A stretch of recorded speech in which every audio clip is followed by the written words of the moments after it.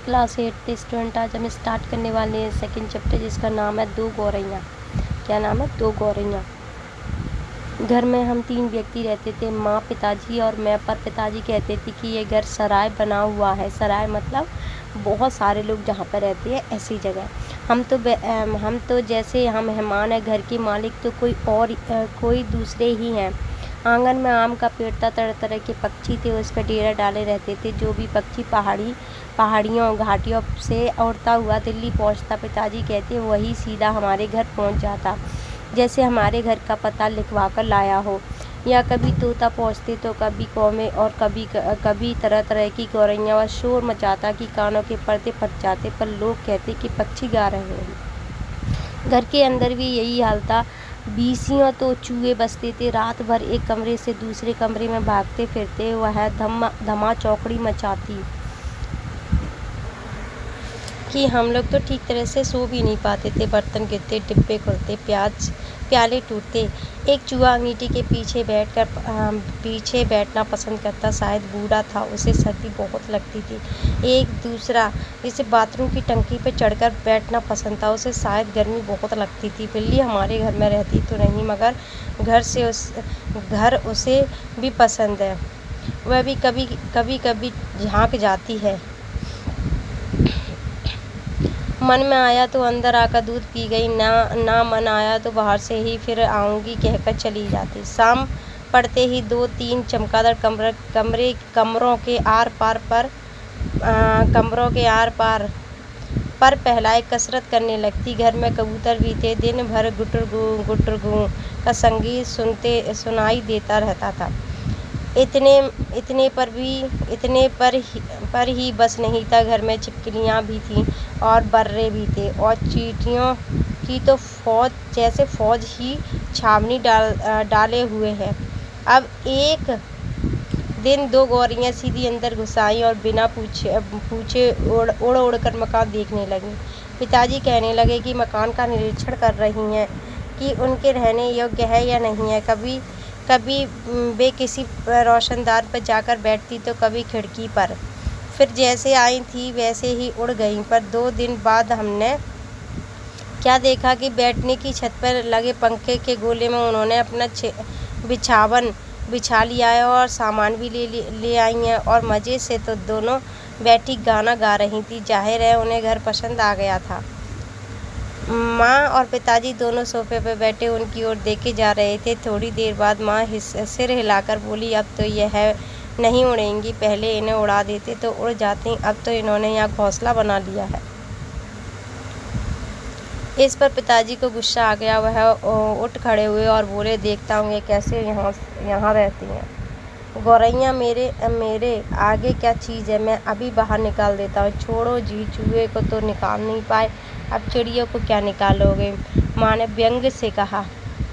माँ कोई बात व्यंग में कहे, पिताजी उबल पड़ते हैं। वह समझ जाते कि माँ उनका मजाक उड़ा रही है। वह फौरन उठ खड़े हुए और पंखे के नीचे जाकर जोर से तालियां बजाई और मुंह से शू शू कहा, बाहें झुलाई। फिर खड़े कूदने लगे, कभी बाहें झुलाते, कभी शू शू करते। गौरैया ने घोंसले में से सिर निकालकर नीचे की ओर झाँक कर देखा और दोनों एक साथ चींची करने लगी, और मैं खिलखिलाकर हंसने लगी। पिताजी को गुस्सा आया, इसमें हंसने की क्या बात है, माँ को ऐसे मौके पर हमेशा मजाक सूझता है। हंसकर बोली, चिड़िया एक दूसरे से पूछ रही थी कि यह आदमी कौन है और नाच क्यों रहा है। तब पिताजी को और भी ज़्यादा गुस्सा आया और वह पहले से भी ज़्यादा ऊंचा कूदने लगे। गौरैया घोंसले में से निकलकर दूसरे पंखे के डैन पर जा बैठी।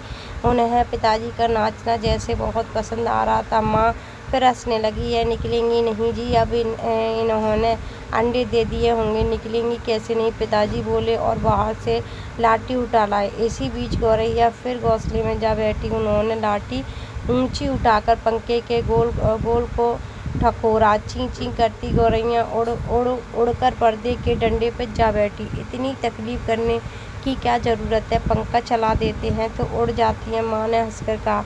पिताजी लाठी उठाए पर्दे के डंडे की ओर लपके। एक गौरैया उड़कर किचन के दरवाजे पर जा बैठी, दूसरी सीढ़ियों वाले दरवाजे पर।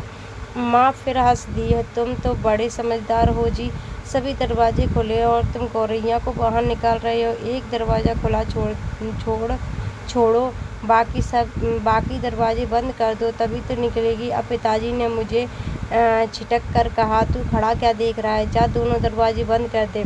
मैंने भागकर दोनों दरवाजे बंद कर दिए, केवल किचन वाला दरवाज़ा खुला रहा। पिताजी ने फिर लाठी उठाई और गौरैया पे हमला बोल दिया। एक बार तो झूलती लाठी माँ के सिर पर लगते लगते बची। ची ची करती चिड़िया कभी एक जगह तो कभी दूसरी जगह जा बैठती। आखिर दोनों किचन की ओर खुलने वाले दरवाजे में से बाहर निकल गई। माँ तालियां बजाने लगी। पिता ने लाठी दीवार के साथ टिकाकर रख दी और छाती फुलाई कुर्सी पर बैठ गए।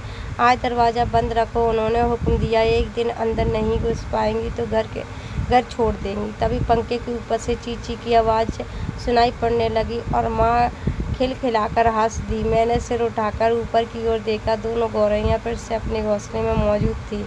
दरवाजे के नीचे से आ गई। माँ बोली, मैंने दरवाजे के नीचे देखा। सच में दरवाजे के नीचे थोड़ी थोड़ी जगह खाली थी। पिताजी को फिर गुस्सा आया। माँ मदद तो करती नहीं, बैठी है, हंसे जा रही है।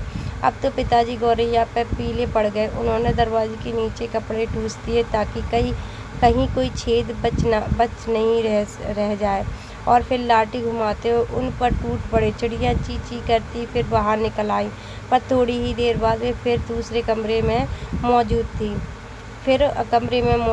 अब की बारी में रोशनदान में से आई हैं, जिसका एक शीशा टूटा हुआ था। देखो जी, चिड़िया को मत निकालो, माँ ने अब की बार गंभीरता से कहा। अब तो इन्होंने अंडे भी दे दिए होंगे, अब यहाँ से नहीं जाएंगी। क्या मतलब मैं कालीन बर्बाद करवा लूँ? पिताजी बोले और कुर्सी पर चढ़कर रोशनदान में कपड़ा ठूस दिया और फिर लाठी घुमाकर एक बार फिर चिड़िया को खदेड़ दिया। दोनों पिछले आंगन की दीवार पर जा बैठी। इतने में रात पड़ गई। हम खाना खाकर ऊपर जाकर सो गए।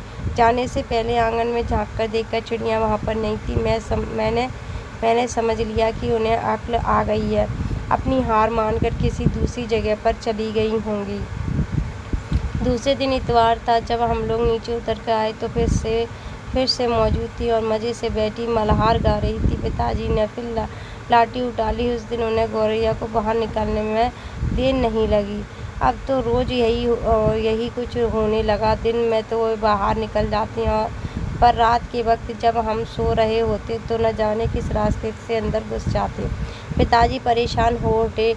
आखिर कोई कहाँ तक लाठी घुमा सकता है? पिताजी बार बार कहे, मैं हार नहीं मानने वाला आदमी हूँ, पर आखिर वह भी तो तंग आ गए थे। आखिर जब उनकी सहनशीलता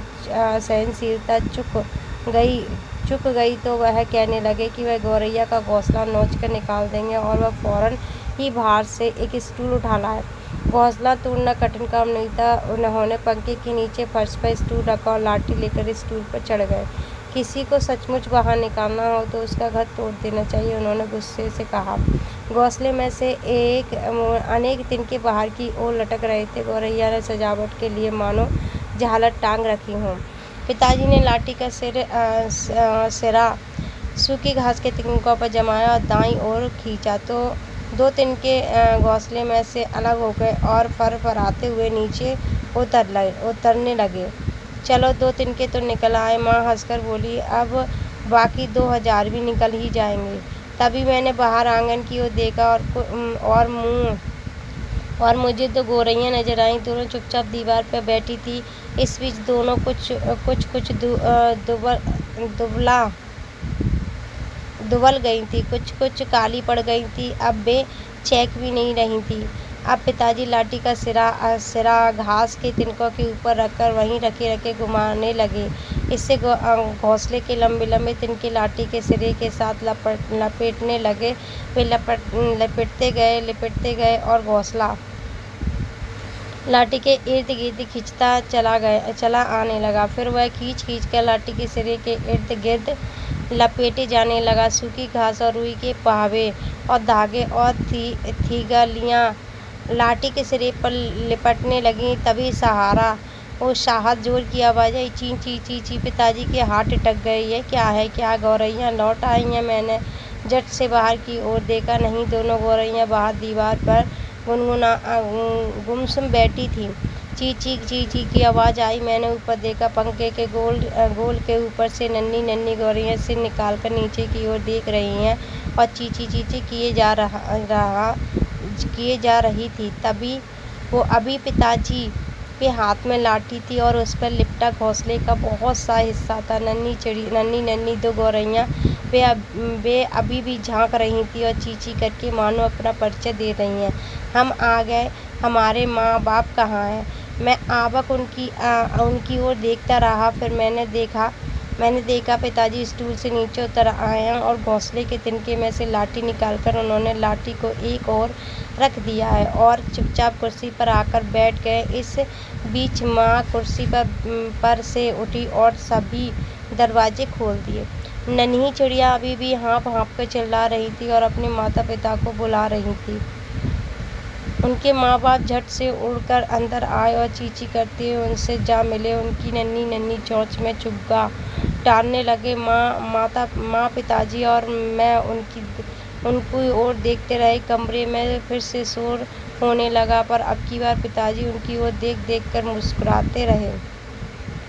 लेखक से परिचय। भीम साहनी हिंदी साहित्य के बहुमुखी प्रतिभा के लेखक थे। उन्होंने अपनी कहानियों में देश विभाजन, मानवीय मूल्यों की मार्मिक अभिव्यक्ति की। उनके प्रसिद्ध उपन्यास तमस पर उन्हें साहित्यिक अकादमी पुरस्कार दिया गया है। साहित्य में उनके योगदान के लिए उन्हें भारत सरकार ने पद्म भूषण से अलंकृत किया है। बच्चों के लिए उन्होंने गुलेल का खेल आदि कई कहानियाँ लिखी हैं।